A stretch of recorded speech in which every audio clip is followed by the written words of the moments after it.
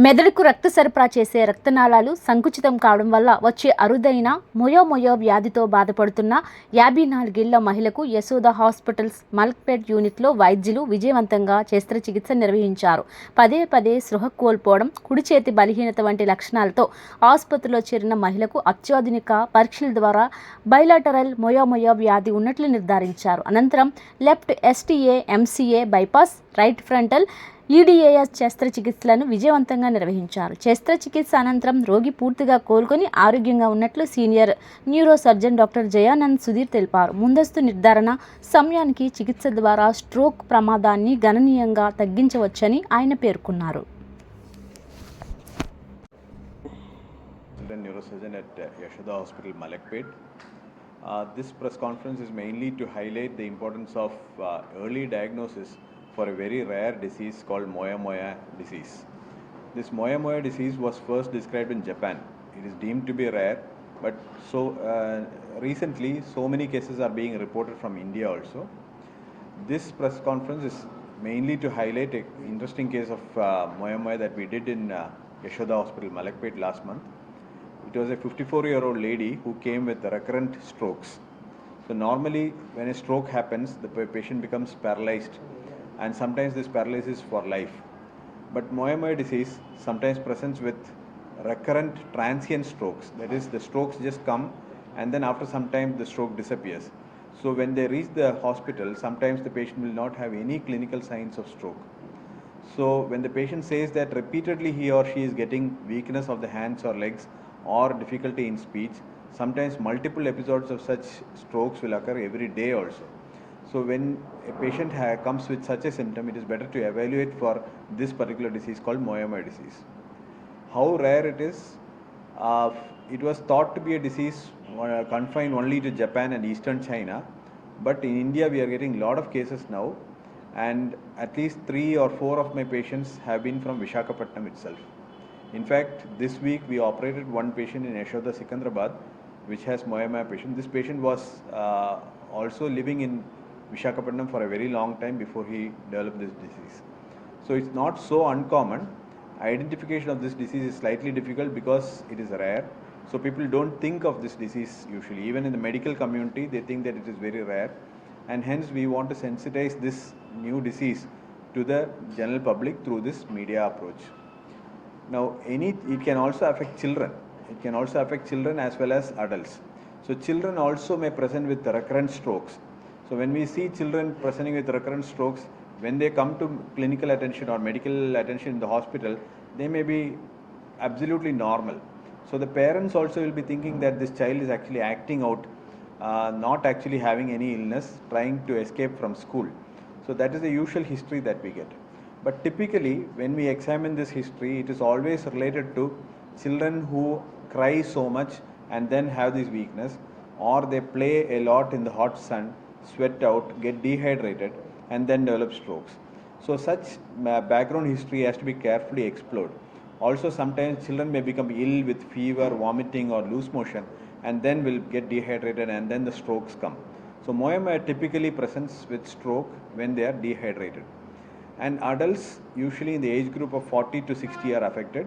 Oldest patient reported by us has been 64 years old. So it affects even the elderly sometimes, very rarely. Now, there is no cure for moyamoya disease because the cause of moyamoya disease has still not been understood clearly. It's almost 70 years since this disease has been known to mankind, but still nobody knows clearly why this disease is occurring. And until we know why this disease is occurring, there is no medical cure also. So what should be done in such situations? The only way is to cheat the disease by doing what is called a brain bypass surgery. We are all familiar with heart bypass surgery that we do for heart attacks. That is, a blood vessel of the heart gets blocked, and in order to bypass that blood vessel which is blocked, you put a new blood vessel to bridge that bypass, and that is to bridge that block, and that is called a bypass surgery for heart.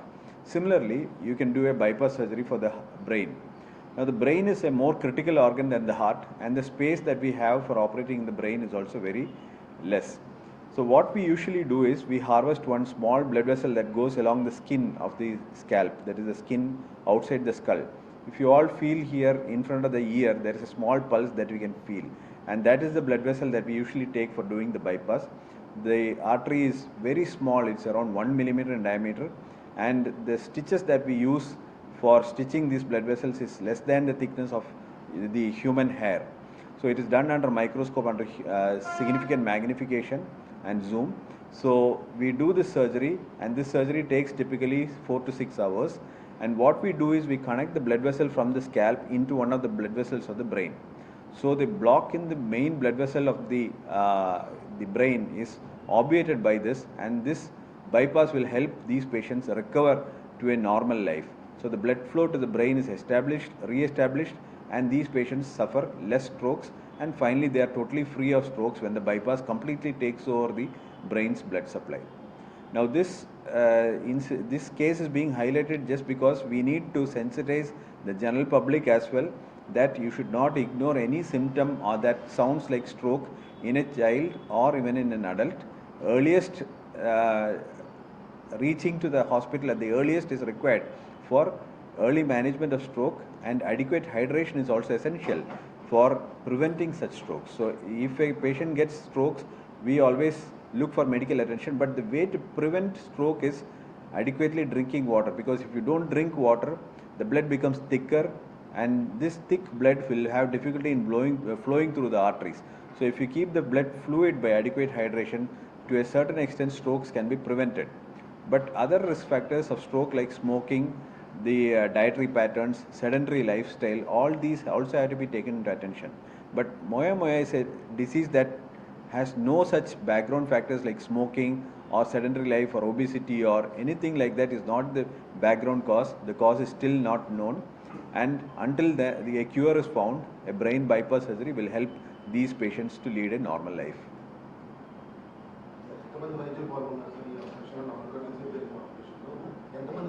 How many doctors are involved in this surgery? It's usually a team of doctors. Usually the neurologist gets involved because they need to they are the first contact. Because it is a stroke case, usually these patients reach the neurologist first.